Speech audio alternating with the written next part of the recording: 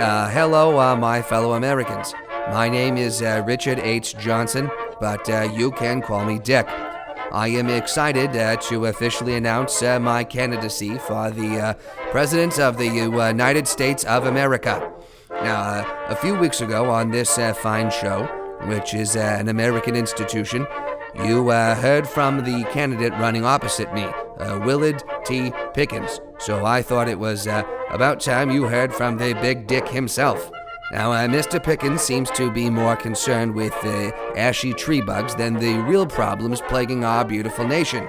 There has been a lack of direct communication from our leaders to the great people of this country about these problems, and that ends with Dick. When you elect me as president, I promise you'll never have to wonder what that old dick in the White House is doing, because you'll have dick delivered to your eyes and ears every single day via your internet machines. Dick will be all over the internet. On Twitter, Dick. On Instagram, Dick. On the Facebooks, Dick. From the minute you wake up to the minute you go to bed, you'll know about Dick. You'll always know how hard this dick has been working. And believe me, this dick isn't afraid to break a sweat. If you allow Dick into your lives and into your homes, you will not regret it. My opponent may say that by voting for me, you're getting a soft Johnson.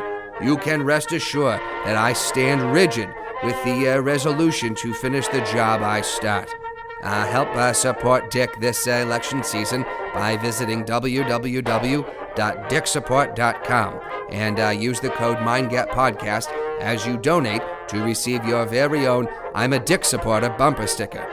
Remember, together we can thrust our way to the finish. This week's episode is brought to you by Elephant and Castle, located at 185 North Wabash and 111 West Adams in Chicago, Illinois. Look, I know you're looking for that perfect English pub experience so you can grab some incredible drinks and tasty food. Elephant and Castle has you covered.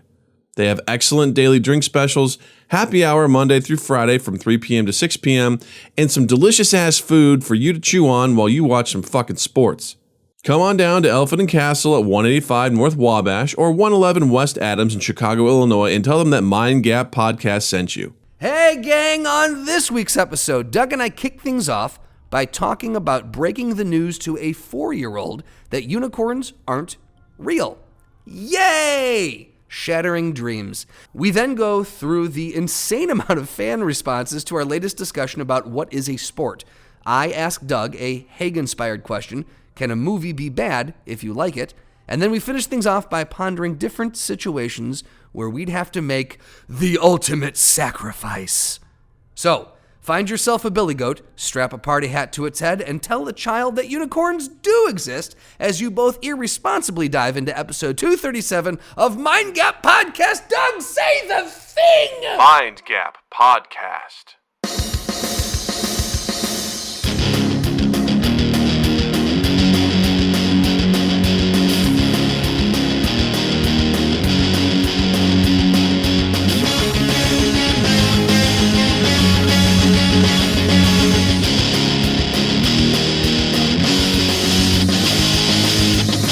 Well, there's one thing that we know about the coronavirus, that it is very susceptible to shark attacks. Mm-hmm. Yeah. Yeah, sharks can't get it, just like they can't get cancer.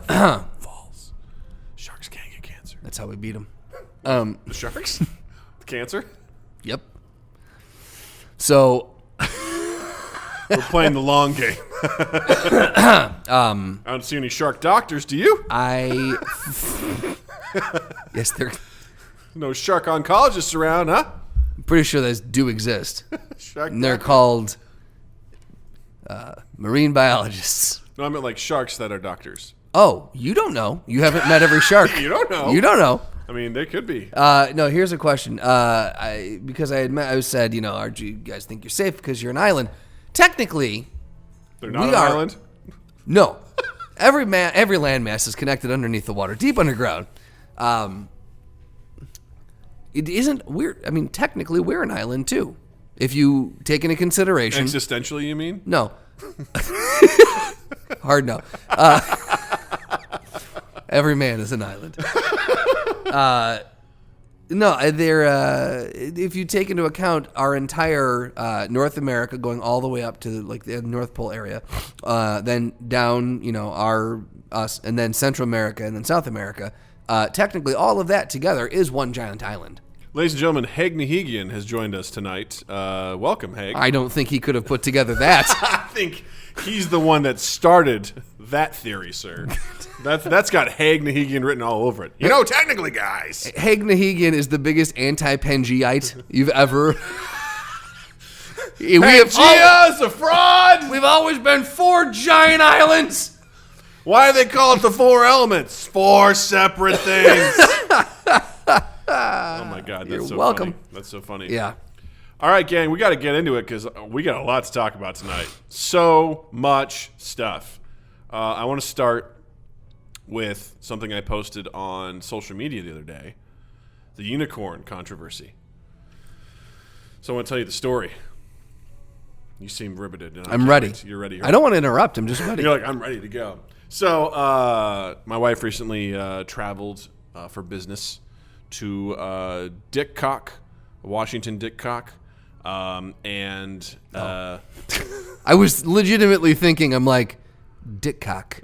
Because there's a Bald Knob, Arkansas, and I was like, hey, I'm like, there legitimately could be a Dickock. There's a weird, the place is a weird place. I don't know. There's a Butthole, Wyoming. I don't know if that's true. So it was just Natalie and I. I was hanging out with her and stuff like that, and I was getting her ready for bed. She loves unicorns, absolutely loves unicorns. Has unicorn pajamas, clothes, has stuffed animals, just a huge fan. And while she was getting ready for bed, putting on her pajamas, she goes, Dad. She said something along the lines of like, Dad, where are the unicorns? And I said, just instinctually, I just go, well, they're all gone.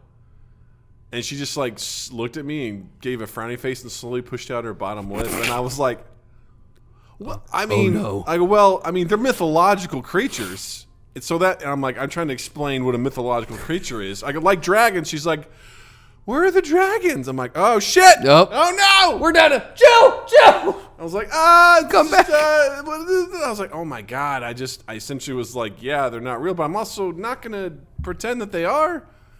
I mean, I showed you that picture my mom sent me, right? Which was full on real. Yeah, yeah. Right? My mom sent me a picture because I posted this, and she's like, you remember when we saw a unicorn? Jokingly, of course, and it was a picture of when she took me to the circus when I was a kid, and it was a goat, as Justin described it, looking like it was wearing a party hat. Yep, it was a billy goat with a party hat strapped to it. That was the unicorn. Even when I was a kid, I was like, that's a goat with a horn glued to it. Like, I knew. I was like, impressive. Very impressive. That's got to be, though, one of those things where, because I've never really considered that as a kid, having to come to terms with the fact that something you see in movies and in stories and whatever is not real. And like in your head, because you don't know any better because you haven't learned yet, in your head, full on, oh, that's a thing in the world. Yeah. And I'm going to see it one day. Yeah. And then falling in love with that thing, being like, that's my favorite animal. And then someone has to break the news to you, hey, guess what? Nope. Yeah. That is just, that's kind of fucked up. This is such a weird comparison, but there was a movie called Galaxy Quest starring Tim Allen, Sigourney Weaver. I'm familiar. You familiar with it? There's a really great point at the end of the movie where the conceit of it is it's basically like Star Trek actors hate their job, but they actually get beamed up to these alien races that go on a galactic adventure, everything like that. And at the end of the movie, the bad guy, who's like this giant like space bug, he wants to watch Tim Allen essentially jerk off into some soup. It was space soup. Right. So he wants him to explain to this creature that like thinks he's real why he's not. Okay. He goes, we're actors. He's trying to explain it, and then the bad guy goes, no, explain it as if it were a child. And he just turns to me and goes, we lied. And I'm like, and that to me is like, that's how you have to break it down for a child. There's no nuance to it. Actors lie. They are professional liars. They are lying. Yeah. They're saying there's something and they're not. Like that's the base description of it. And it's the same thing with something like a unicorn. I can't be like, well, it's an imaginary creature based on mythological this and that and whatever and all that sort of stuff. And she's not going to get it. She's not going to understand. She's going to be like, so where are they? I'm like, they're not they don't exist. I'll say this, though. You don't know that they weren't real at one point. True. Done. See, I agree. Guys, there we go. I really thought that was going to be an hour-long debate. No, of course not. All right, fair enough. I don't. But, I mean, really, at the end of the day, I just turned to her. I'm like, they didn't get on the ark in time. You know? There's your made-up story. There it is. There's my made-up story. Make Wayne proud on that one. Wayne, he is kicking his daughter off right. Yes. Stories of the Ark. Yeah, sorry. Of the Covenant. Didn't make it. Right. Sorry. They overslept. Right. They were, as that 60s song, there's a song about talking about how the unicorns were laughing and frolicking around, and Star-Spangled Banner. They were fucking around. Basically, the unicorns were fucking around, and they weren't listening, and so they're dead now. Well, and that's how you have to. That's the story you have to tell your daughter before she goes to bed. There was a Robot Chicken episode, like snippet of that, where I think it was unicorns who slept in. They're like, "Oh my god, we're gonna miss it!" And like they're running, they're like trying to get it, and Noah's like, "We gotta go!" And they left, and they're like, "No!" And like all these other dinosaurs are like, "No, we missed it too!" And he was like, "Only two." And then like there was like a fairy flying around. He's like, "Kill it!" Like, he was very clear on who he wanted. He goes, Right. "Didn't you tell them the right time?" He's like, "Yes, of course I did." Of course like, he he just did. decided he didn't want him on the ark. No, nefarious Noah.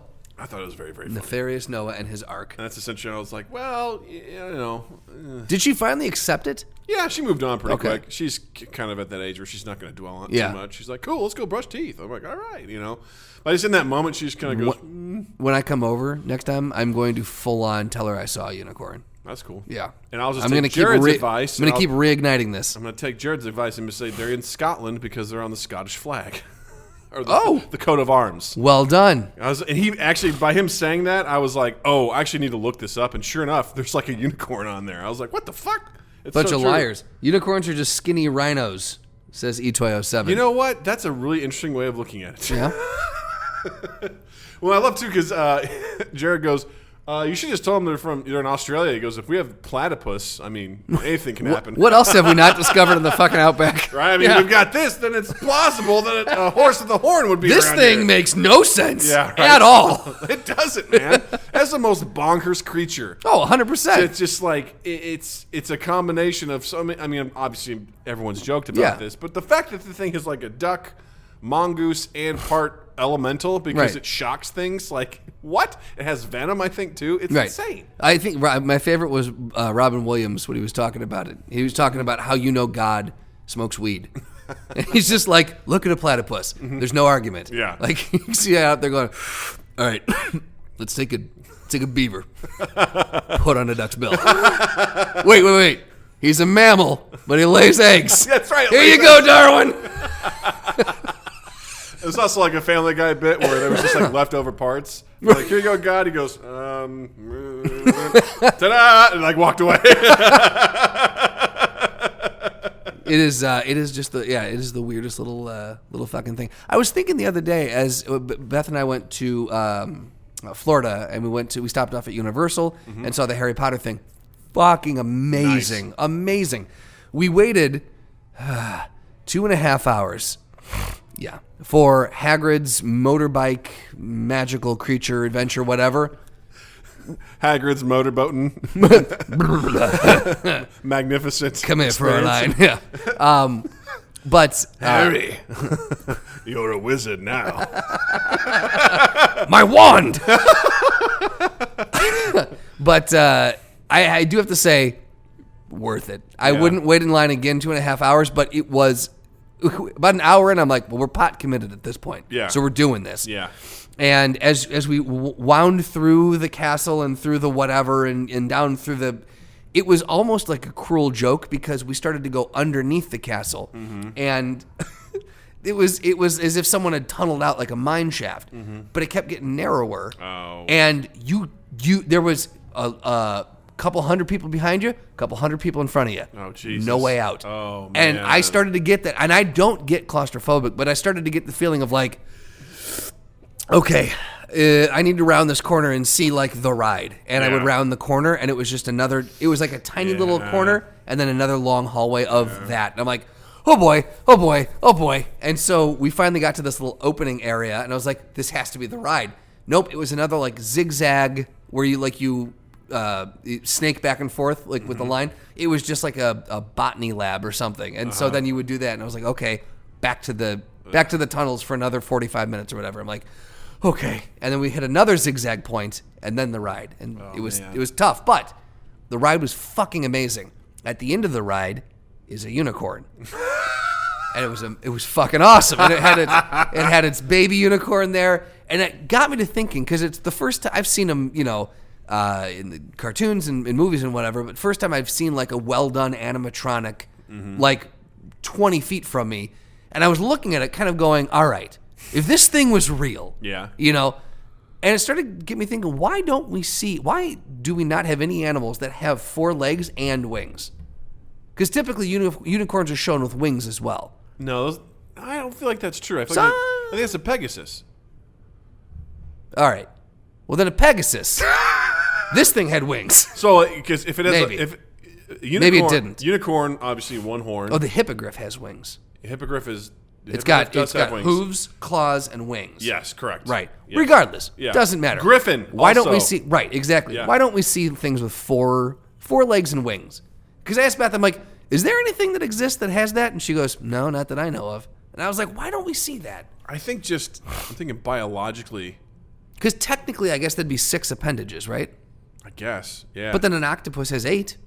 It does, but it doesn't fly. Well, you could argue it's the unicorn of the sea. I don't know if that's if you listen to a lot of podcasts on marine biology, like I do, they often refer to as the unicorn. Oh, the unicorn of the sea. Look at it. You mean the narwhal? Oh no, the narwhal? That's made up. Oh, look at the octopus fly through the ocean, fly through the water. Narwhal. So it's a whale with a horn. Doug, I can Photoshop things really quickly too. I'm not going to look at it. Natalie also is a huge fan of narwhals right now. Well, shocker. Tell her that's a unicorn. There you go. That's a unicorn. This is literally the It's unicorn. also made up. The narwhal, or narwhale, is a medium-sized toothed whale that possesses a large tusk from the protruding canine tooth. It lives around the Arctic waters around Greenland, Canada, and Russia. Yeah. Yeah. Common misconception. here's The the narwhal thing. is Here's the not. I thought this was a made-up thing. Did you really? Until I went to the aquarium, the Shed Aquarium, recently with Natalie, and I'm like, oh, these are real? So wait, what was that like for you? Because that's the I felt dumb. That's the counter to what happened with Natalie and a unicorn. Yeah, I felt really, really, really dumb when I was like... But like, did you have a hard time reconciling it? I was like, not really. But I just felt like an idiot because I'm like, oh, those things aren't real. A whale with a horn? That's the stupidest thing I've ever heard of. And then I was like, wait, huh? I'm like, yo, Jill, are these real? And she's like, Doug, you're looking at one. She says, yeah. I go, but I was like, because I got Natalie like a stuffed one. Yeah. I was like, oh, sure, we'll get the narwhal and whatever. And I'd heard them talked about on another podcast. But I got her this fake stuffed animal. I actually heard about narwhal on a podcast, Okay. a horror podcast. Was it the Marine Biologist podcast? It was not. Oh, man. The White Vault. And they're like, that's about the size of a narwhal. I'm like, cool, mythological creatures. There's a lot of spooky shit happening. Hey, real. I didn't look it up, and I was like, wait, this is real? I love it. Okay. Love it so much. Like, Jared says 10 points if you can guess which Aussie coin the platypus is on. Obviously, it's the 5-cent coin. It's the 20. It's the quarter. All right, Jared, which one? Who won? Yeah. Yeah. Tell us. Ta-da. Ta-da. Yeah, so interesting stuff. And I think it's a great question. I want to say biologically, I think it's just, and I have no basis for this because I'm not a doctor, but I think the way that it's, the amount of force you would need to lift yourself off the ground with that while also having all of your other appendages, I think would be extremely difficult to do. Well, I mean, bugs kind of have that, right? There's Yeah, bugs I guess so. that, like beetles and shit like that. Yeah, technically we do have that, I suppose, yeah. So, but I guess you're talking about like larger animals or mammals or things Yeah, like that? yeah. I don't know. Something like bigger than a bread box. Yeah. Bigger. Why the bread box? Why not? Bigger Standard unit of measurement. larger than 2 full-size 10-ounce cans of 28 whole Marzano peeled tomatoes. About that size. About that size. That's what I'm looking for, 2 guys. cans stacked or side by side is what we're talking about. Woo! Doug wins. No, it's the 20-cent piece, not a quarter, a fifth. Then he says Doug wins, so I will take it. False. Why do you have a 20 cent? That doesn't make sense. Because it's Australia, man. Because we're 1/5, baby. That's It's Australia. It's Australia. It's Australia. Australia. We had some, I got to say, incredible, absolutely incredible feedback on our more than we've ever seen. People chiming in on our last week's episode about when we touched briefly on what was a sport. Is NASCAR a sport? About a third of our show was dedicated to is NASCAR a sport. And what I loved is a listener chimed in after hearing. He sent me a message and was like, this is what it is. And I took his message and I put it up. And I think people thought that that's what we thought it was, the definition. And everyone had something to say about it, and I loved it. Yeah. I eventually had to clarify. I was like, by the way, this is not what we think. Right. This is what another fan Someone said. sent this to us. So I was like, tell us what you think. So this, the original came from a gentleman by the name of Eric. And this is his determination from this. So his definition of sport is twofold. One, it must be played with a ball or a puck or similar object, which is manipulated by players and used for scoring. Number two is that it must take place on some type of specially bound or designated field of play. I thought that was a little too loosey-goosey for me, but hey, who am I to argue? You have no right to I argue. have no right to argue. But we got some really great responses. Okay. So a gentleman by the name of Matt says, ball puck? Did a Canadian write this? Shots fired. Isn't this one of the oldest forms of competitive sport? But he said, isn't running just one of the oldest forms of competitive sport? But just ignore me. I'm still hung up on this whole puck thing. It might as well read, a sport must be played with a ball or chariot or similar object. Seriously, Canadians. And I curl. It's a sport. So, I mean, really, shots fired on that one. Right. He's coming after a lot of people. Then Amanda writes, so is foosball a sport and air hockey, but not steeplechase? Very proud of the steeplechase. I was like, yeah, it's a deep cut on some track stuff. I love it. Call 712 says, so beer pong is a sport? Accurate. And then the mighty... Because there's a clear winner? Yeah, right? There is some skill involved? There's a ball and a puck. There's a ball or puck? There's a clear field of play. Exactly. And and then the mighty Jared Urbis says, so air hockey is a sport, but the hurdles aren't? Right. That look, Eric, I appreciate it. It was a valid attempt, but like every other argument that has ever been brought up on the show, shot down. Well, here's the thing. I told Eric I posted it, and we've gotten some good responses, so he clarified. Please. So he sent me a message back that says, these were the rules given to him by his middle school math teacher, who also served as a wrestling coach and also maintained that wrestling was not a sport. I'm going to stop you in the first half of that sentence. Everything said past high school math teacher is null and void. Middle school math teachers. Sorry. I'm so angry about math teachers. No, anything past math teacher, no math teacher gets to determine what a sport is. Stick to your numbers and your quadratic equations, you fucking nerds. But he was also a coach. Says who? Says he was the coach. Ah, false. Math teacher. Solve for X on that one, you son of a bitch. I find that interesting that a coach... I pile drive the fucking solve for X right into his... I don't know. Get him in the old fireman's carry. Yeah. Yeah. That's the one. Then I'll get him in the arm bar. Right. The chicken wing. What's the diameter? What's the diameter of my balls in your face? Yeah. Sir? Now we're getting it. We're back. You ever heard of a butt drag, sir? It's a real move. Is it? Yeah. It's a horrible move. It sounds terrible. You're trying to... So someone's behind you, right? Right. Okay? You're on your knees. They're on their knees. They're behind you, all right? They're trying to control you. Sport. Okay? So, in your attempt to get out, you actually reach around. You probably use at least 3 or 4 fingers to cup the inside of the cheek on the inside of the crack. Okay. And you pull yourself I'm around. It's called the butt drag. You can pull them wherever you want. Whenever that's been done to me, I immediately go, huh! Like that. Right. And it's worked because I've completely lost what I'm doing because I think danger. Is there anything preventing someone from just sticking a finger up? I mean, Like 2 knuckles deep. I mean, you have your singlet and your underwear on, so I mean that'll probably stop it.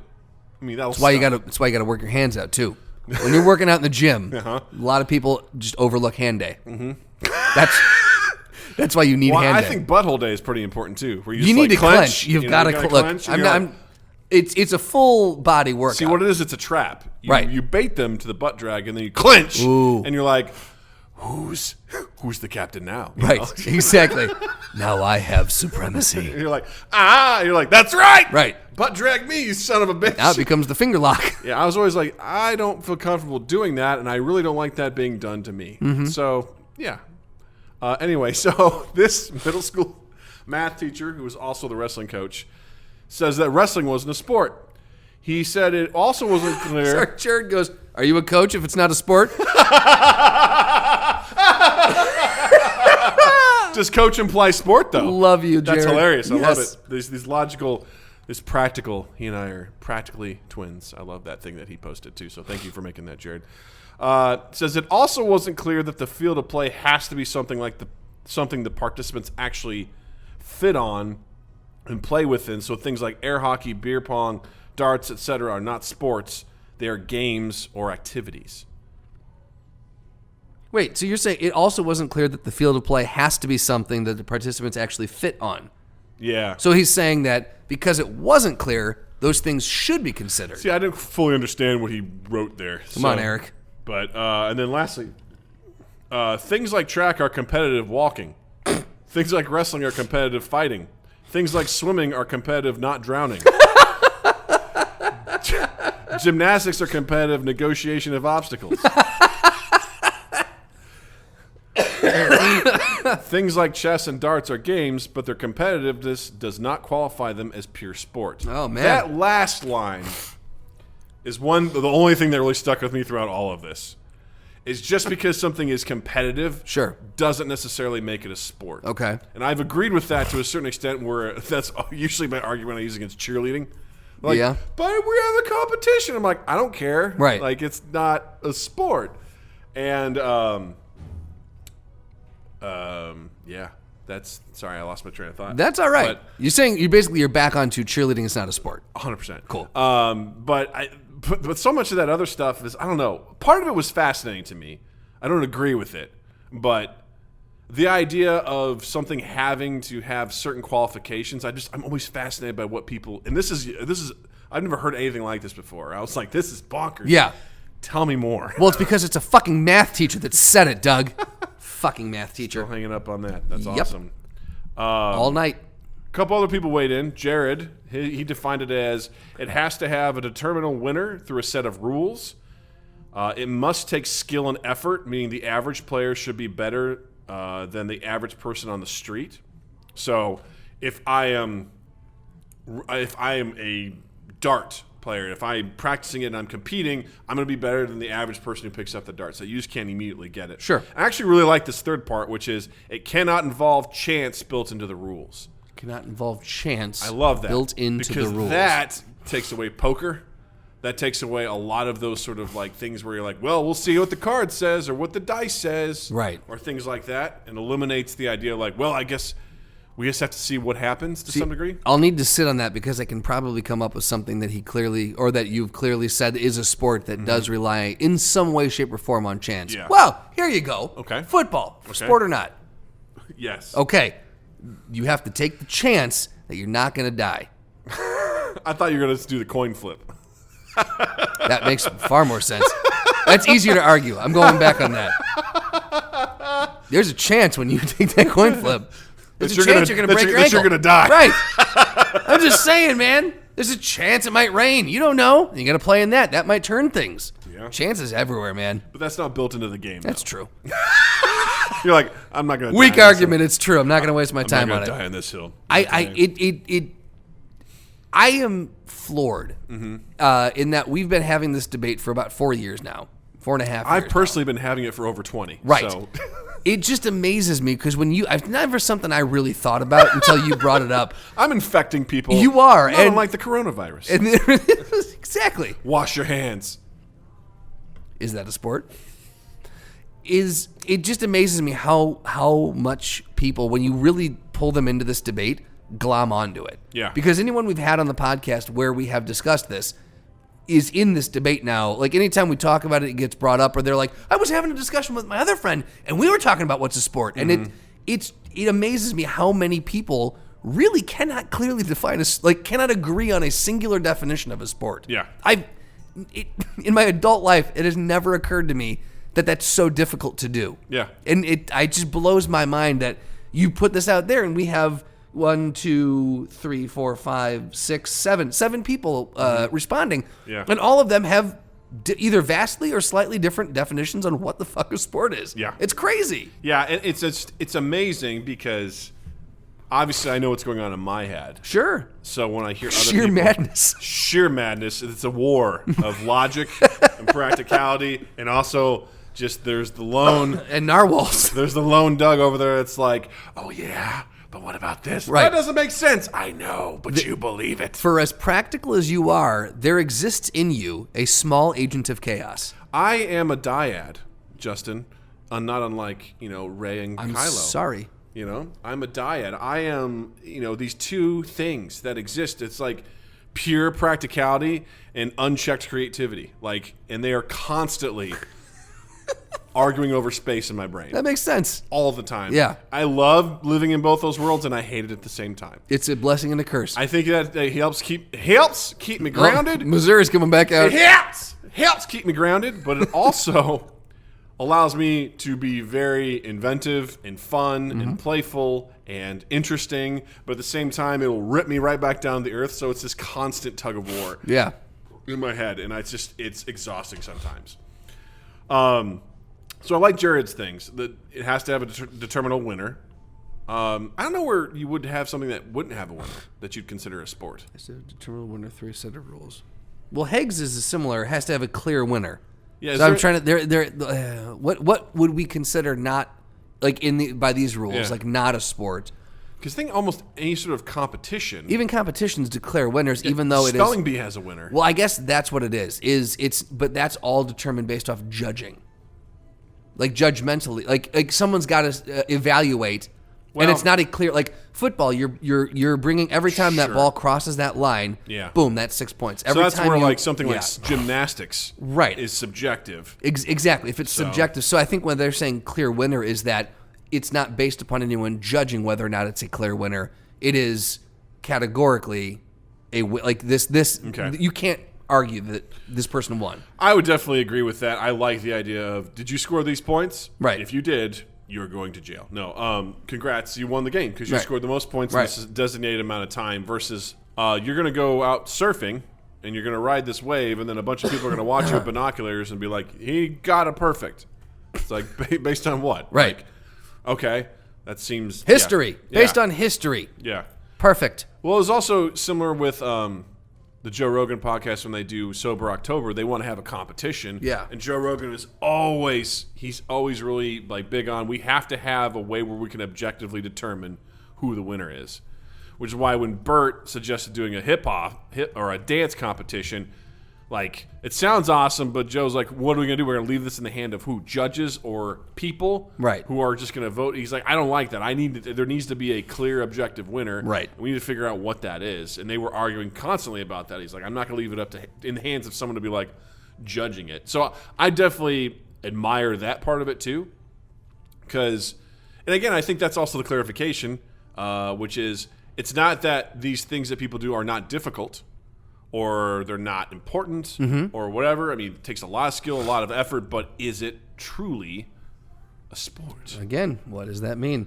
So Will Fade says, or Fade maybe, I don't know, says whatever is listed on Wikipedia under the definition of sport. Yeah, that person linked Wikipedia, and I said... Big round of applause, because I couldn't agree more. Because I said, hey, if I couldn't use that in my on my reports in school, because that wasn't a viable resource, then you can't use it either. I disagree with school. And let me tell you why. Fucking math teachers. Let me tell you why school isn't a sport. That I'll agree with. That I will agree with. Fascinating stuff, though. I loved everyone's Right. weighing in on it. And please continue. Keep 'em coming. We're not going to dedicate every episode to all the responses and everything, but please do keep the conversation going because we do read, even if we don't, dedicate an entire episode to it. We do read everything that comes in, and we love hearing everyone just contradict each other.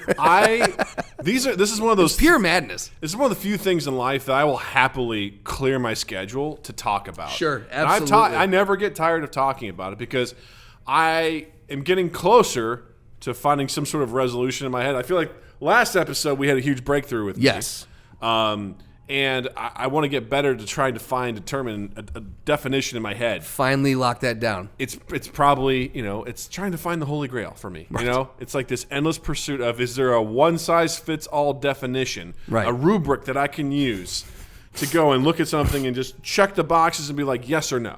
Right. And I'm liking some of these things that I'm hearing, like the clearly defined winner. I'm like, ooh, I like that. And then I also love things like, the thing that, like, just because something's competitive does not qualify it as a sport. Right. The chance thing. Yes, the chance thing is also very interesting, which is I always laughed when people were back when, poker was really, really hitting its boom. Texas Hold'em, and they're like, this is one of the best sports. I'm like, fuck you. This is not a sport. My band teacher referred to marching band as a sport. I'm like, no.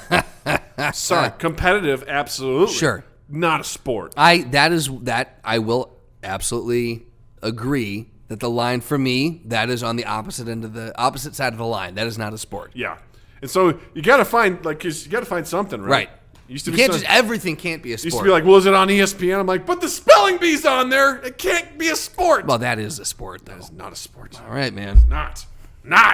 But it's fun. So, yeah, I agree. Hit us up on our social medias at MindGap Podcast, Facebook, Twitter, Instagram. Chat with us on Twitch and everything like that, too. We want to hear your thoughts. What is your definition of a sport? Right. If you can find a way to distill it into maybe like 3 to 5 points, what is your sort of universal definition of it? Because, God damn it, man, I'm 20 years in running, and I have not been able to quite lock this down yet, and I'd like to.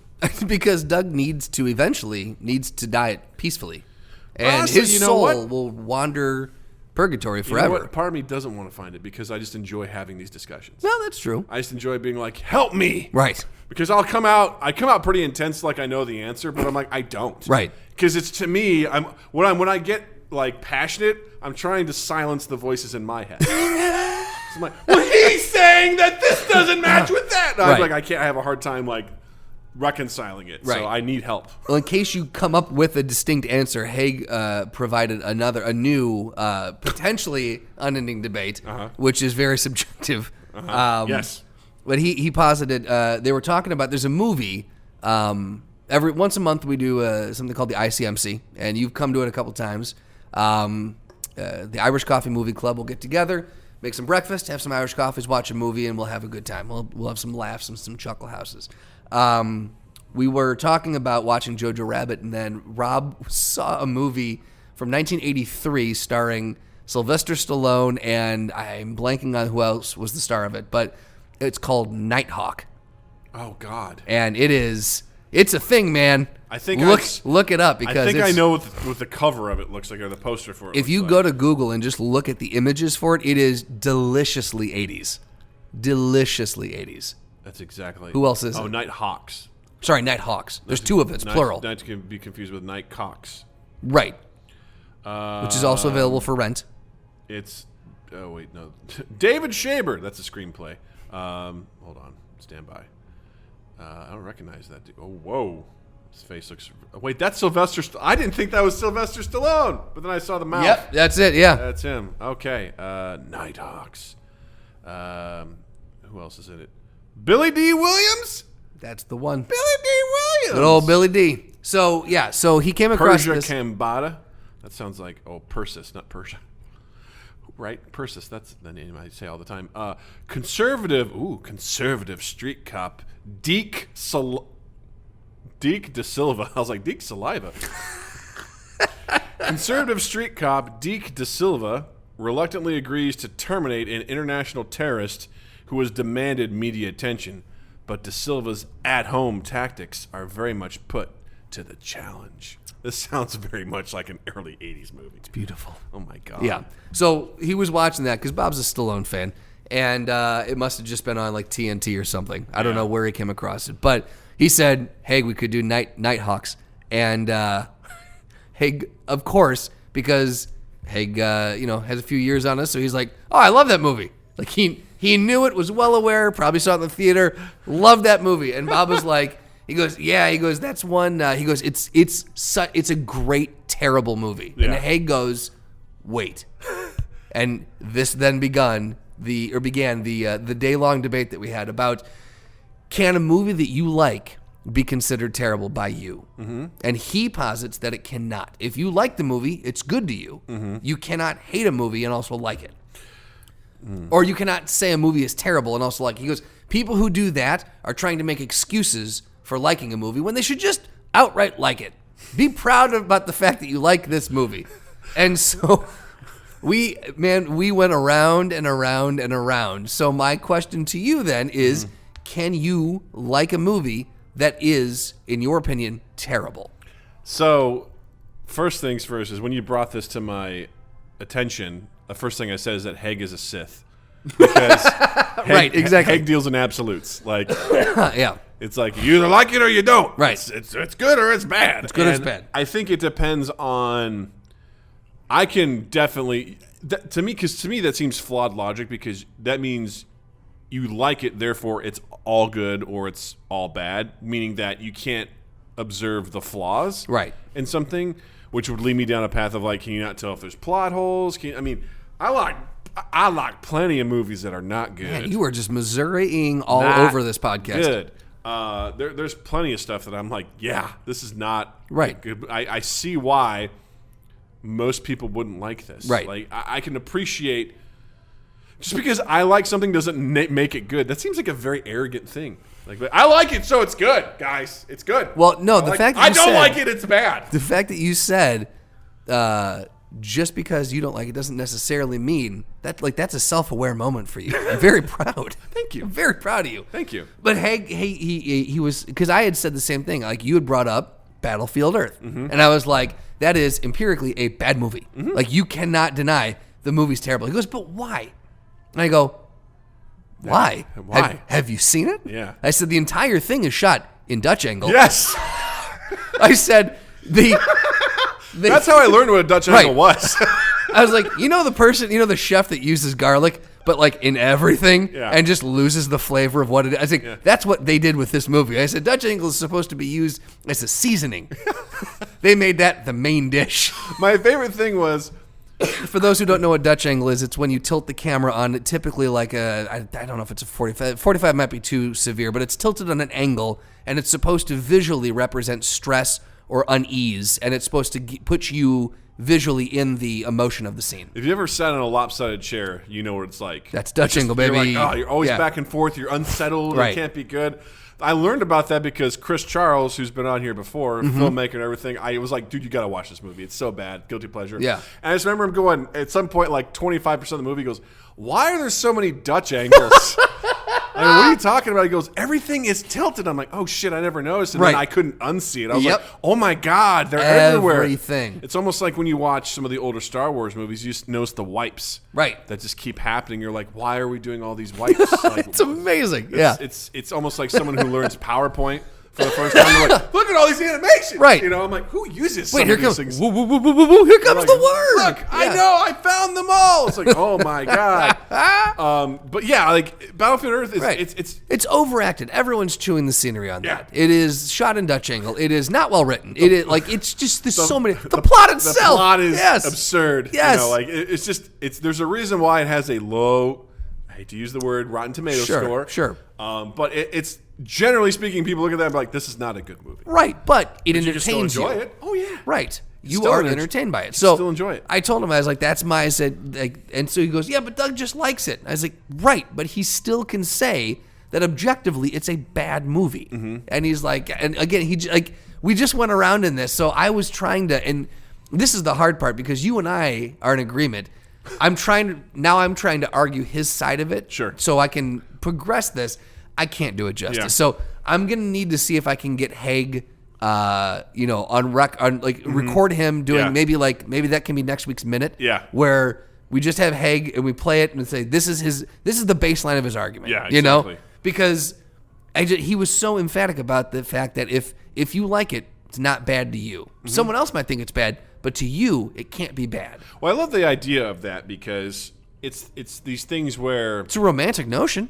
I like that. Yeah. Well, also I think it's dangerous in a sense because it almost I think that's a lot of mentality around, especially like fanboys and some of these like really comic booky or nerdy franchises. It's like people are afraid to say, well, this was a problem in the film, or it's the complete opposite of like, this is bad because X, Y, and Z, therefore it's a bad movie.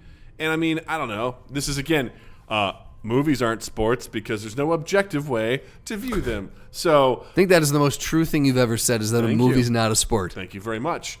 There's definitely something to be said for enjoying something. Right. If you enjoy it, there's obviously something good about it. But it's also, I would ask the question then, if something is if we're kind of going into what do you enjoy it because it's bad? Mm-hmm. Right. Because then that like sort of goes down this horrible Inception sort of thing of like, I enjoy the movie, therefore it's good. What do you enjoy? I enjoy that it's bad. Right. So is it bad or is it good? No, it's good because I enjoy it because it's bad. Wait, what? It's good because I enjoy that it's bad. Right, exactly. It's like, wait, what? Right. I was going down. I'm like, The Room. People will go and watch that movie, but it is not a good movie. Yeah. Vampire's Kiss. Nicolas Cage. Yes. Terrible. Yeah. But people watch it. Troll 2. One of the Electric Boogaloo. Right. Yeah. One of the situation where people watch it because it is so bad. Absolutely. I think where people can find appreciation for it are in all the ways that the filmmakers didn't intend it to be. Mm-hmm. I think that's also something that's where things become cult movies. Yeah, absolutely. Or something like The Room that was supposed to be serious. Right. But the people were like, "Oh, this is hilarious," and they're like, "Yeah, it's hilarious." Yeah, it was a dark comedy. That's what it was. Yep, that's it. People were like, "Did you plan on making such a shitty movie?" Totally, I did. Yeah, that's why I did it. It's a commentary on the war in Iraq. We weren't in the war yet. Oh yeah, but there's always war in your heart. I know it was coming. Yes, I know. He's a prophet. All right. Okay, that's fair, Tommy. If anyone is a prophet, it's going to be him. Tommy Wiseau. Tommy Wiseau. He knows what's coming. Yeah. Well, E207 says, especially movies that hold nostalgic value, and that's another thing that we went. Like his was Bill and Ted. He remembers watching that when he was younger. Watched it again, didn't hold up, but he still likes it because it holds that place in his heart. Yeah. And I've definitely got those too. Like again, for one of the ICMCs, we watched Chris Vellucci really wanted to watch TMNT. I haven't seen the first one in a long time. Right. Yeah. So, everyone was like, "This is a bad movie," but Chris loves it, and I still like it. But again, I can look at it and go, "Yeah, not good." Oh yeah. There were impressive elements. The fact that those actors didn't die while making it and wearing 80, 100-pound foam suits with minimal ventilation and doing martial arts in them. Yeah. Yeah, that's impressive. Yeah. But it's not a good movie. Yeah. But it still holds nostalgia for me. Well, it's funny because it's so interesting to go back to those movies and be like, oh, whoa, right? What's happening here? Right. This kind of. I just recently watched Dead Poets Society again. Yeah, one of my favorite movies. Sure. Great iconic moments, but there's a subplot in there where there's a boy who falls in love with a girl after first meeting her, and he obsesses about her, and I'm like, this is not romantic at all. Like this is so. You missed it when you were younger. You're like, oh, now this is. I was like, well, I didn't like it before because he's so just. It's gross watching young kids, but I watched it. I had to fast forward through it because he meets this girl and she has a boyfriend named Chet because of course his name's Chet, and he just is obsessed with her because he finds her pretty. She meets him at the door. He's going to meet with this girl's father or whatever or whoever. He has like I don't know a less than a minute conversation. He comes back to the boarding school. He's like, guys, I'm in love. I met this girl, Chris, but she's with Chet. Again, it's a story, romantic, whatever. And then he's just like, he can't stop thinking about her. So, like, he visits her at her school at some point, like, to say hi. He doesn't go to her school. He goes to a boarding school, a preparatory school. And then later on, like, he gets invited to a party, and he shows up. And all of his friends are like, you realize that she's not going with you, right? Chet's going to be there. Right. But he's like, but she said on the phone she was thinking about me. And he's like telling these guys, he's like, she will be mine. I'm like, oof. Right. Oof. And then it just turns into like Dangerous Liaison. It's it morphs into a weird Well, then movie. they go to the party, right? And he's like hanging out and like he starts drinking and then he sees her on a couch and she's passed out and he just like leans down and kisses her on the head and then like her boyfriend beats the shit out of him and then he shows up at her school and she's like, you can't do this. So he goes in front of her class and reads a poem to her because they're learning about poetry. Right. Because that's the superpower of the movie. Right? Right. And then, like, he sees her again, and she's like, you can't... She shows up at his school. He's like, you can't come in here. She's like, oh, you can come to my school, but I can't come to your school. And they go outside, and she's like, this is... Somehow, she falls for him, right? Because the writers put it in there. But I was like, man, if you look at that behavior, I'm like, God damn it. Like, you know, it's super creepy. You look at that because that was a thing. It's like the hunt, right? Right. The man on the hunt. He's like, you get it's sporting. It's a bit of a sport. There's a clear winner, I suppose. But the persistence in a way of it's just it's really uncomfortable to watch someone be that obsessed. Yeah. And even when I was younger in dealing with that in my own right, it was creepy back then. I dated a girl in high school who was kind of like that, just a little bit obsessive, and I was like, this is too much. Right. Like, I think you can appreciate, looking back on that time and like remembering what it was like to be in quote unquote, I won't even say the word love because you don't know what the fuck love is, but having that sort of encounter with the opposite sex and being just like, whoa. But to be like, she will be mine. I'm like, dude, what are you, like 16? maybe 17. Right, and you're like, right. I will make her mine. Again, different time. It was the 50s in which the setting takes place and everything like that. And the idea that that's what's expected of you. And sure. Also, I don't know. But anyway, I digress. But that's kind of what's fun about watching those. You're like, oh, this was cool at that time. Like, right. This kind of stuff was like, yeah. And this was made in the 90s. Right. But, depicting something that happened in the 50s. But at the same time, you're like, Jesus Christ. Like, we're okay with this? This kind of behavior is all right? Right.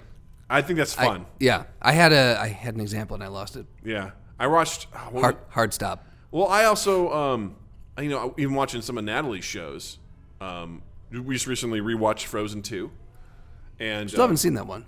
It's good. I like it better than the first. I wasn't a huge fan of the first one.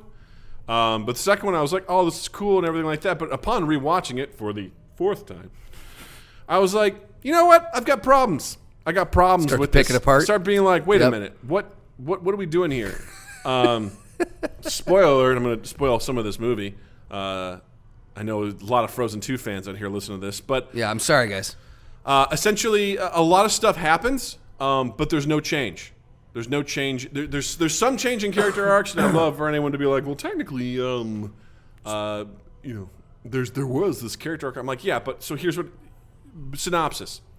Elsa wakes up these old spirits in this other area. All right, she goes, she tames them, she sets a wrong right, and then everything's good. Now she's not in Arendelle as queen anymore. Her sister does, but it seems like people didn't learn anything. They talk about being transformative and stuff. But I guess, let me take that back. It's from a storytelling perspective. It was very safe. And yes, it's a Disney movie. I get it. No, that's not where I was. That's not what I was thinking. Yes. But go ahead. I had to say that to myself. I'm like, Doug, it is a Disney movie. Okay, keep that in mind. Yeah. But there's a lot of things where they kind of like tease you. A character dies, but then they come back. Mm-hmm. And there's just a lot of great opportunity to see some really powerful character, like, change, right? But they kind of play it safe. So basically, you're saying that Frozen 2 is about the same as American History X. How so? No change at the end. It's kind of a bad movie because really you don't see like a character change. Everything, no matter what they do, goes back to the way it was. That kind of thing. So you're saying you don't like American History X? I love American History X. That's what I'm hearing, is that you're agreeing with Haig finally. Never. Not in that so arena. So Frozen 2 is the equivalent of American History X. Let's do a quote out of context on that. Let me tell you something, Justin. This has been Doug Reviews. I started doing that with Natalie, by the way. What? Recording some stuff. Did you? Yeah. I started doing that with Natalie. Showed her American History X. Like, She's into it. This is America. But it's the same thing with the show she watches, Spirit, on Netflix. I like the show because it depicts a lot of really interesting things that I think are great for kids. You know, it's a blended family. It's empowering, making decisions. There's consequences and stuff. And there was so much leading up to this very awesome ending where all the girls in it were going to go away to a boarding school, a preparatory school, and they had to leave their horses behind. They had to leave the town behind. But at the last second, they all decided to come back. And they're just going to go next summer. And they're like, yeah, we're all back. They spend like a whole episode saying goodbye to all these other characters. And ultimately, they just come back. And the message I get is, be afraid of the future. Right. The past is comfortable. Stay where you are. Prolong the sadness. Don't go anywhere. And I was Right. like, you guys are doing so well and so many other things. Why would you be like, yeah, we're going to end it this way. Right. We're going to end it with, we didn't go. We stayed behind. Right. Because it's not like where they were going was bad. They were like, this is the next stage of your life. Right. They're like, let's avoid the future. Right. Well, I think that kind of almost speaks to, and now that we've completely done a 180, it almost completely speaks to what we were talking about, and people don't let people go anymore. Yeah. It's like with social media and everything, you used to see someone, say goodbye to them, and then you would never see them again. Mm-hmm. You know, you'd spend a certain amount of time working with them or going to school with them, and then you would just flat out never know whatever happened to them. Yeah. You know? They might have lived a long, healthy life. They might have been very successful. They might have died in a gutter the next day. You don't know. Mm-hmm. And that was how it was. And now you just never say goodbye to people because you follow them. You see their lives. You're invested. You can always look up where they've been, what they're doing, where they're going. And so I feel like that show almost reflects the fact that you just, why move on? Do what you're doing. Stay connected. Facebook. Brought to you by Facebook. Facebook. Yeah, I think it's an important thing. I don't know. I just, again, I hear Haig on my shoulder being like, it's not for you, Doug. It's for kids. Love it. I was like, but you can still have really awesome, powerful messages that can resonate for all ages. Right. Because all ages are going to see these things, right? You know? I mean, because one of the things... Presumably. You know, because one of the characters, you know, Anna, she doesn't want things to change. Mm-hmm. You know, she always wants. Oh, we're Frozen now. Yeah, we're back to Frozen 2. She's like, don't leave. American History X. We got to American Frozen 2 : American History X. She doesn't want things to change. She you know, after what happened in the first movie, she wants to do everything with her sister. She's like, we have to be together. We can't be apart. We have to solve this problem together. I don't want to lose you. So she's hesitant to let go, and she has to learn to deal with that. So there is some transformation there to some degree. And then, you know, you've got Elsa who's like, I got to go be who I am. This is what I'm kind of destined to do. So let me walk back some of my previous comments. I think what I was upset about was they could have taken some more creative risks with the storytelling to make it more impactful. Okay. Because Elsa at one point sacrifices herself for the betterment of everything, but then she's like, oh, she's okay. Okay. And then another character dies. It's okay, he comes back. And I was like, I understand it's a kid's film and stuff like that, but how cool would that be if one of these characters, like... Cause I guess that's just where my head's at, storytelling-wise. I'm like, how powerful... Sacrifice is such a powerful element in a story. Mm-hmm. Seeing someone put it all on the line for the betterment of other people, it always gets me. Oh, yeah. It gets me, it chokes me up, just like, oh, shit, that person was willing to put it all on the line because it was the right thing to do. And I always just like, I feel this swelling of emotion. I'm like, I don't know if I could do that. Yeah. Like I see myself, you always imagine yourself as the hero, like, I would do it. I was like, would I? Oh, when you have to really consider like what it means to sacrifice everything you have for the betterment of everyone else. Like again, it's a very romantic notion. Yeah. But when you really sit down and apply it practically and go, could I do this and think it through? It's a fucking hard pill to swallow. Yeah. Yeah. E207 goes, she was hesitant to let it go. Well done, E207! Yeah, that was pretty good. That was pretty good. Well done. Sounds like my prom night. So... I thought there was something else. I was so excited. Your sound effect. Yeah. Cool. Wait, were you going to say something? Wait. You said so. I was like, so, yeah, like, Can you imagine a situation where you would sacrifice it all? Let me. Man. Here we go. I mean, yes, two scenarios. Okay. One. No one knows that you sacrificed everything. See, that plays in. That's a huge part. That's no a one, good. No Right. one knows. Right. But everyone is still safe. Right. Option 2, you pull a Tony Stark. Basically, you save the world. You save like people on a massive scale, and they know that you did it. Right. And Are you saying which would I rather have? No, it's like, do you do it like knowing? Oh, do you wait. knowingly like you're presented with? But we'll start with the first one. You know something bad's going to happen.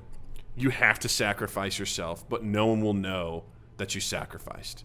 Okay. They'll keep going on. Nothing will ever happen. But you know, by doing this, I'm going to save the world. So that speaks to one of my biggest fears, which goes part and parcel with my biggest fear, which is death. Is the fact that is being forgotten. One of my biggest legacy was a big thing. Exactly, legacy is a huge thing for me, and one of my biggest fears is that.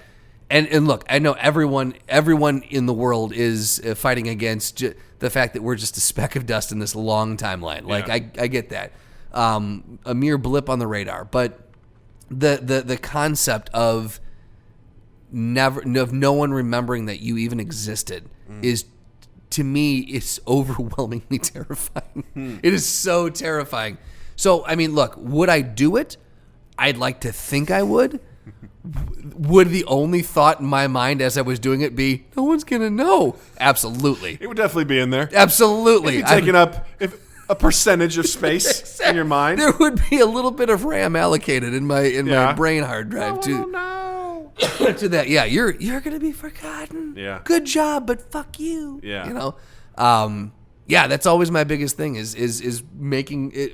Is there a mark you're going to make that people will be able to go, that was a good guy. Yeah, right? Yeah. Because the opposite... Or he was here. Yeah, the opposite, you do something, and it's like everyone knows this guy, he sacrificed himself. They may not know your name, but they know there was a guy who did it. Like, they, people close to you, it's like someone who, it's a bad, dark example, but like school shooting, someone who prevents something, right? They prevent it or whatever. They sacrifice themselves. Like, this person saved the entire school by... taking the bullet or whatever. Like those sort of situations, people like, he was remembered. Right. People may not go on for years and generations and be like, that guy, but people will know who you are in that regard. Yeah, right. In that regard. In that regard. Well, your approach to that. What's your approach to that? I mean... And now, not knowing... Again, sorry, I keep adding all these caveats to it, but it's like, it's not like everyone's got a camera on him. It's like, will Justin save the world? Right. Find out next week. Find out. Let's see if he's going to do. He did it. He did it. It's just like, don't forget to subscribe to my live stream after this is done for more behind-the-scenes content. I did a pre-roll. But you just know that people will know. Right. Like, is that as much in the front of your brain as it is in the other side? Yes? Question mark? I mean, I think no matter which way you slice it, it's always going to be... There will always be, and I think, and look, I'm going to say this and sound like an asshole, but I want everyone listening, really search your fucking hearts. Because it's human nature. There is just a selfish side of us. And I'm just going to speak truth to it, is that there will always be a part of me, no matter what situation I'm in, is, will people remember this? Will people know I did this? Yeah. Will I get any sort of recognition for the job well done, for the sacrifice that was made. It's absolutely a consideration, and I think anyone who says that it's not a consideration is at least partially lying. Yeah, so imagine a situation where it's almost like the movie Armageddon, right? Someone's got to stay behind and set off the nuke. Sure. Right? Yep. And that's a tough decision, right? Again, to that point then, what you said about that tugging your heartstrings, I feel the same way. Yeah. Like when I know someone's making quote unquote the ultimate sacrifice, I'm just like tight chest. Yeah, right? Yeah. They're like, I've got to do this, like no qualms about it. Right. Like, I stand up, I proudly do it. They weren't like, fuck, I drew the short straw. Right. Like Steve Buscemi. Yeah, right? Yeah. He's like, no, he wanted it because he owed so much debt. He's like, I'll do it. That's true. Let me do it. I want to die. I don't want to survive this. It's a situation where, God, I just can't even put myself in that situation where something of that magnitude would happen, and just knowing what would really make me do that. Right. Is something like an asteroid. I mean, I'd have to believe something like an asteroid or a world Like if you're saving the planet. Well, because here's the thing. You got to look at it this way. I either do this, I die and everyone else lives, or I don't do this and I die and everyone else dies. Yeah, it's lose-lose. Right. It's literally. I think that's what's meant by a zero-sum game, right? Or it's a situation where it's you. It's one of 8 people, and you're one of those 8 people. Now it's the trolley scenario. No, I mean, I'm saying like one of you has to decide to stay. Oh, okay. Would you be the one to say? Would you be the one to be like, I will? I volunteer as tribute. Exactly. Yeah. I will do it. Oh boy. Especially because when you have that many people, it's like, I mean, I'm doing the math here. Someone's gonna do it, right? If I just be quiet. You're a middle school math teacher. What are the odds? If one has to stay, 1 out of 8, what is that percentage? What? Obviously, we know you're not running the bomb down the thing because you're fucking math teacher. You don't run. Jared says, to your question, I think this kind of parlays to that. You sacrifice yourself and nobody knows, or you don't sacrifice yourself and everyone will know, and that's your legacy. So what does he mean by that? So basically, to kind of integrate that into your setup is that you're one of 8 people. You either make the decision that you're going to be it, and maybe those 8 people are the only ones that know, but like the world doesn't know that it was you, or one of those 8 people step off the thing, or the 7 people step off, and they're like, none of you decided to do this for us. You're all the cowards. Yeah. Only that person up there was the hero. Yeah. Like, I feel like that'd be the same kind of thing. Gotcha. Where like you're looked at as like one of the 7 that didn't do it. Yeah. No, that's a fair point. That's actually a really good. Would you be? Man, I feel like I would be just praying that someone braver than I would step up and go, I got it. Yeah, it depends, right? I mean, but then the micromanager in me would go, yeah, but are you going to do it right? Well, it depends. Like, what are we talking here? Is it math related? Because I don't think I'm the best one to do it. Guys, you really don't want me doing this. I don't understand Sudoku. All right, I can't, that's what you have to do to diffuse this. I'm not the one. I'm not the one, guys. Do you want me to write a story in my head? I got you. Do you want me to make people feel uncomfortable? I got you. Right. Is saving the world predicated on making a story? Because I got that. I could do that. Right. All right. I got you covered. Qualifications are in need there. Right. You'd be like, I bet I can. I'll do it. You're not gonna fucking do it right, Kevin. So would you do it? It depends because would it be the qualification thing? Well, for me, it's like, is Jill alive? Is Nat alive? Right. If they're not, probably more likely. Yeah, a few less things to live for. Is it tomorrow? And I'm like, fuck. Nat's only 4. It's like, I mean, my student loans are almost paid off. So I mean, that's good, but Right. Because that's how Doug's brain would operate in that scenario, I'm not gonna for leave you sure. with too much debt. Right, you got this, girl. You're good. You got that. It's I don't know, man. Because like it depends. I'm like, dude, does this need to happen? What if? Okay, so what if you? This is just going off the rails now. What if you either had to make the decision to do the thing tonight to save the world and everyone lives, or you don't do it, everyone dies, but you got 2 years until it happens. So you would have 2 more years. Or you're giving everyone the rest of their lives by doing it tonight. I'm buying 2 years. Right. But it can't be reversed. Right. You're buying 2 years, but dooming everyone to death in 2 years. Oof. Or you end it tonight. I love this. And save everyone. This is an interesting one. And please, if you're watching on Twitch, please weigh in. What would you guys do? And listeners, give us your thoughts too, because the thing is, like, I think we finally figured out our question. Yeah, here. right. How would you save? Because I know for sure I'd feel good about delaying it. Part of me was because I mean, the other day I went down to help Jill put together the treadmill, and we didn't have the right wrench. And I was like, well, I guess we can't do it. And I was like so happy to be like, well, it's out of our control. Right. That's future Doug's problem. She's like, well, I mean, we have to go get the wrench. She goes, but I don't feel like getting it. I don't either. The treadmill's still not put together. So, I mean. Bingo. But I was like, cool. I don't feel like doing it right now anyway. Right. But in the back of my mind, I was like, that thing is still down there. It's got to get done. Right. No one else is putting it together. And it'd be the same thing. Like, I would feel a sense of relief. I'm like, well, I've got 2 years. But each day, Right. that grew closer, I'd be like, "Fuck," you know. Why didn't I just Especially do it? like, you know, and no one else knows. Right. You know, that's the other thing too. It will haunt me. Right. Because I know what's going to happen. I'll start doubting it. But then as things, you know, if it does happen or whatever, like, and there's nothing you can do to prevent it, I think at the end, at the very last moment, I would feel a tremendous amount of guilt. Oh, for sure, yeah. I think I'd be like, oh, God, did I make the right decision? And you'd be the only one that goes to hell, man. Sweet. I got my space. All my space. Class of 2022 is looking pretty good. Not too shabby. This guy. But it'd be one of those things where, you know, also in my sort of cynical way, I'm like, does the world need to be saved? Everyone's gonna. You know what? Can I do the thing in November? I just want to see how the tides turn or don't turn.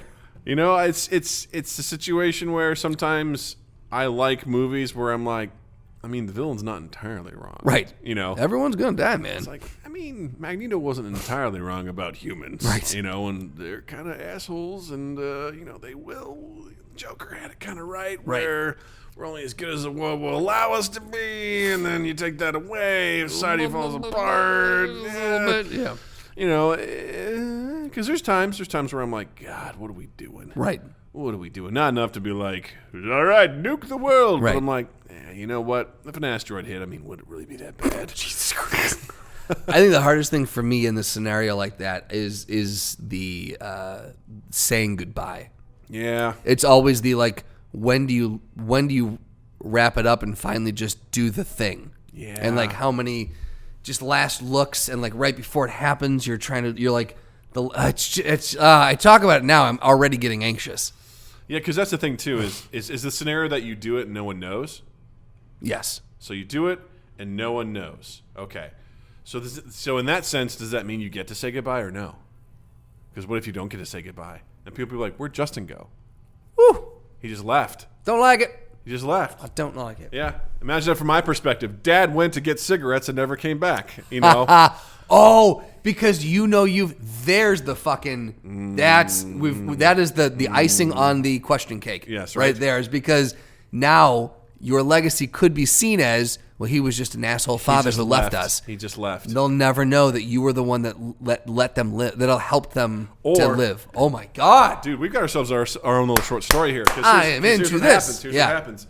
I'm trying to tell Jill that something important. I can't tell her what it is, but I'm trying to tell her, hey, look, something is really important is happening, and I have to make a decision. And we get in a fight. We argue, and I leave angry, and I decide to do it because I'm like, I gotta save the world. Mm-hmm. So that's the lasting thing is I had a fight with Jill. Right. Left. That's the legacy. Your dad just left us. The world doesn't know. Oh, boy. And it's safe because of that. Oh boy. I got a story now. That's a seed planted in my head Right. now where I'm like, imagine from that kid's eyes Right. as they explore and find out more about what happened. So they actually the uncover dad. a little bit. They find out, oh, wait, my dad wasn't a piece of shit. Right. He actually made this sacrifice, but no one ever knew. And then when they grow up, they have to make the same sacrifice, and it's the curse of the family. Yes. It's the burden. It's a It's burden on them. right. And them knowing that what it meant to be that kid. Right. Growing up without that. And knowing what that was. And them still deciding whether or not they make that choice. And the name, it's called the Cochrane Code. Let's work on that. All right, so one more scenario. One more scenario. You are also watched. I know. We need to watch these final hours. Yes, that has been recommended to us more than once. So one more scenario for you. That's what happens when. For Mona Simpson? Who's Mona Simpson? I don't know. I don't watch The Simpsons. I love The Simpsons, but I don't remember Mona Simpson. Anyway, one last scenario for you. You are dropped in to an arena, sand pit, and you are forced to engage in a throwdown. Nice. Nice. I All like right. that.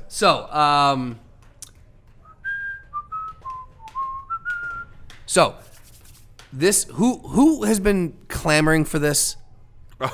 Who's been clamoring? Because we're gonna make. Here's the thing. Perfect. We're gonna make dreams come true tonight. This is perfect because the person who's been clamoring for this is the person who started off the whole episode about sports. The person who had the middle school math teacher. There it is, Mr. Eric. Woo. Woo. New York Eric. All right, New York Eric. This one's for you, buddy. All right. He's requested this. NYE. We'll call him. He has wanted this matchup. Right. Forever. And he's gonna get it. We're making what we do. We're dream granters here. That's right. That's what we do. Yeah. If you have not watched it, The Office is a wonderful show. Check it out. Lead character, Michael Scott. The American Office, Michael Scott. Played by Steve Carell. Inept boss. You guys know the drill. If you've not seen it, though, truthfully, Todd Hammer. Who is Todd Hammer? Mm-hmm. It's a web series. We talked about it a couple weeks ago. Web series that Doug, Drew, and I created 8 years ago. Don't when give we me worked too much together. credit about created. I was just there. Doug was the overly large sound guy. Yes. Trying not to be in every shot. But basically, Todd Hammer is like a mashup between Michael Scott and Ron Burgundy of Anchorman fame. So it was basically he was in season 1 he was an animal casting agent. Spoiler alert. Right? Sorry, guys. Just an inept boss who worked in a 2-person office that he ran about the same intelligence level, if not less, probably less than Michael Scott. Yeah. And played by yours truly. A heavier set, yours truly. And that was it. So Eric is a huge fan, for some reason, thank you, of Who is Todd Hammer. So because he's been clamoring for it, it's Todd Hammer versus Michael Scott today. Anyone watching this, pause it, go look on YouTube, Who is Todd Hammer, get an idea for the character, and then you can tell us if we're right or wrong, or who gives a shit, why'd you guys do this throwdown? Well, now you know why, because Eric asked and we have delivered. Yeah, send your ire towards Eric. All right, so Doug, Michael Scott versus Todd Hammer. Well, Michael Scott is older, and that gives him experience. Also gives him frail bones. True, but not too much. Not too much frailty. No, not as much frailty as one might have, even older. Yeah, I mean Michael Scott, and he drinks milk. Michael Scott is in pretty good shape. He is, and Todd Hammer was not at the time. Correct. I mean, I would argue that Todd Hammer, the character, never will be. Well, we'll see in season 2. We'll see. Not the actor, the character. Well, I don't know. I'm not getting fat. I'm not doing a Matt and Always Sunny thing. Oh, come on. I'm just saying, no man. No dedication to the art. So, yes. So, Michael Scott, good shape. Todd Hammer, not so much. I mean, Todd Hammer also, I know they're both kind of dumb, but Todd Hammer thought, he just bit right into a coconut. That's true. Definitely caused some dental damage. Yeah. Yeah. But he was also, did not get a tummy ache from any of that fruit that he ate. Rind and all. That's true. He did eat the rind. He's also, he's easily deceived. He got the facts about going to Guadalajara. That's true. And he's like, Jeannie, this is a good deal. We should do this. But Puerto Vallarta. Puerto Vallarta, I'm sorry. Fool him once, shame on you. Fool him twice, you'll probably fool him twice. So, yeah. So he's easily fooled, yeah. Whereas Michael Scott, I think he is very gullible. He's kind of silly, kind of dumb. But I don't think he's that dumb. No, he's not that dumb. Todd Hammer's a special kind of stupid. Right? Really, this should be Todd Hammer versus Ron Burgundy, is what we're finding out here. Because I think at the end of the day, Michael Scott, he's got a little bit more intelligence. He's got a little bit more fitness. He actually is like a good sales. So he's got some brains to him because he's a good salesman, and he can always call in Dwight. Exactly. And Dwight will finish it. Exactly. Hands down finish Dwight probably did all the prep work, right. Watched all the Todd Hammer episodes. He knows him in and out. It also seems like Michael Scott's got some disposable income, so he's got some stuff ready to go. And practical joker. And Michael Scott kind of has the ability to fly off the handle a little bit. So whereas Todd Hammer is just he's a train wreck. He's just a train wreck. Yeah. He would capitulate at the first sign of trouble. Right. He couldn't even remember the thing he had to do that day. Exactly. Right. Dude, your callbacks to this are legendary. Thank you. I'm impressed. I'm trying to remember all the episodes. I just remember you working out one time and eating a bunch of vitamins. And he did get a tummy ache from the vitamins. Freaking out because you couldn't find a lassie dog. Right. It was a good premise, guys. Yeah, it was fun. So I gotta say, I really think Michael's. Oh, what happened? Look who's here! Eric's actually in the chat right now. Oh my goodness! Michael Scott wins on the ice skating rink hands down. He's a fantastic skater. However, I think Hammer takes it otherwise. Although Scott did beat Dwight Schrute in a karate match. I'm going to say this, Eric. Why does Todd Hammer take it up? I'm going to need facts to back this statement up because I don't think it's true, man. The fact that he took Dwight in a karate match, right? Hammer's never done that. Hammer's not shown really much athletic prowess. Genie bosses him around at the end of the day, really. Yeah. If we're gonna call it what it is. Yeah. I got it, man. Unless you come up with some real interesting thing, I got to say it's Michael Scott for the win. I agree. I think it's Michael Scott for the win. I'd say 9 times out of 10. Whatever happens, Hammer wins my heart. This is why you're the best. You're the best. I love you. Next time you're in Chicago, you're a guest on the podcast. For sure. Or next time Doug and I are doing our tour and we're out in New York, we'll have you well, on. I mean, in an upcoming project, we'll be collaborating with Eric very, very soon as well. Absolutely. Which will be very exciting. That's true. Now, here's we can save it, but I do want people to kind of think Todd Hammer versus Ron Burgundy. Yeah. Because that one is a little bit more evenly matched. That'll be We'll get interesting. back to it. Real quick, I want to do something that E-Toy07 said. We were talking about sacrifice. He said, it's like how Tony snapped and died and saved everyone's future, but Hulk was the one who snapped and was the one that brought everyone back. But everyone forgot. However, it says, watch, he lost the use of his arm and maybe, who knows, gets cancer and dies 2 years later. It's a tragic tale of the Hulk. That's a fair point. I was like, yeah, no one celebrates the Hulk for being able to bring everyone back. Tony wouldn't have been able to snap like that if the Hulk didn't snap like that. Exactly. You know? Snap like that. Snap like that. I said snap like that. Girl, snap like that. I said snap like that. Snap your back. Snap your back, you're dead. Snap your back. Oh, snap your back. Snap your back. You are dead.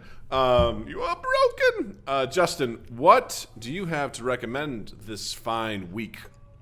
Recommend or not recommend? Because I have a do not watch. Oh, okay. I hardcore. Oh, no. Hardcore. Oh, no. Recommend, Doug, that you do not watch Dark Phoenix. Dude, why? Not good. Why? Not good. I'll tell you why. Because when I'm on an airplane, It's like you were flying, weren't you? I use that time to catch up on any bad movies that there's part of me I was like, I've got access to Jojo Rabbit, I've got access to all these things that I could watch, but I'm like, I'm on a plane.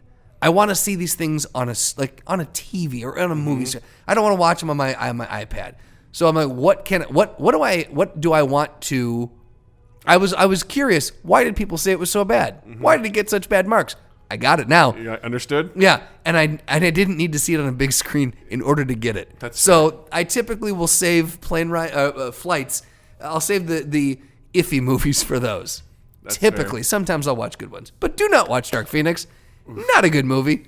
There were little elements here and there, but man, Doug, we will talk off mic. I have thoughts. Oh, boy. Maybe we should save it and talk on mic next time. Maybe. So I will say Mythic Quest Raven's Banquet, I think I said that a little while ago. I finished the season. It's really good. It's really, really good. If you're a gamer, you will get far more out of it than I got, and I already got a lot out of it. Nice. Really good show. Check it out. That's awesome. Also, Breaking Bad's pretty good. I'm going to stick with something that's still watching that I'm absolutely loving is The Outsider on HBO. Fantastic. I don't know how many episodes are in the season. I can tell I'm sitting there going like, do we need another season? Right. Can this be a one-season thing? Because this is awesome. So well acted. Again, I can't get over the cinematography in it. It's the first time I've been blown away. Yeah, by right. cinematography. And it's really just completely captured me, and I love it, and wonderful acting, and it's just absolutely fantastic. So Outsider on HBO. It's not done yet, but it's 9 episodes are out, so you can definitely hop into it and start enjoying it. Boom shakalaka. Boom! Oh, I did actually watch Jojo Rabbit, though. Not on the plane, but yeah, strong recommend. Cool. It was Taika Waititi might be a genius. Yeah. He is so good. Love that guy. So good. Love him. Absolutely love him. And we would love you guys if you would check us out on all our social medias at MindGapPod, at MindGapPodcast. He's doing the live remix, guys. On my social media, MindGap Podcast, Facebook, Twitter, Instagram. You can watch us live on Twitch. Ooh, ooh. Woo! That's twitch.tv/MindGapPodcast, usually Tuesdays at 6:30 Central Time. Maybe Central Daylight Time once we shift forward, and then you'll have to adjust for us because we don't care about you. Go! You can find me on Instagram and Twitter at Justin_Michael, spelled Mikel. It's the fun way of spelling it. I would love for you to follow me, and I might follow you back if you're lucky. That means nothing. While you're in the online realm, check us out on Apple Podcast, Stitcher, Spotify, and Google Podcast, wherever you can find and consume the podcast. Share us, like us, rate us, review us, all the things. Sharing is the big one for us. And 2east8th.com/mindgap. And then just keep an eye on all 2 East 8th's social presences. Absolutely. Justin, thank you. Douglas, thank you. Twitch, thank you. Listeners, thank you. And we will see you all next time and have a dandy fucking week. Woo! Woo! Mind Gap Podcast.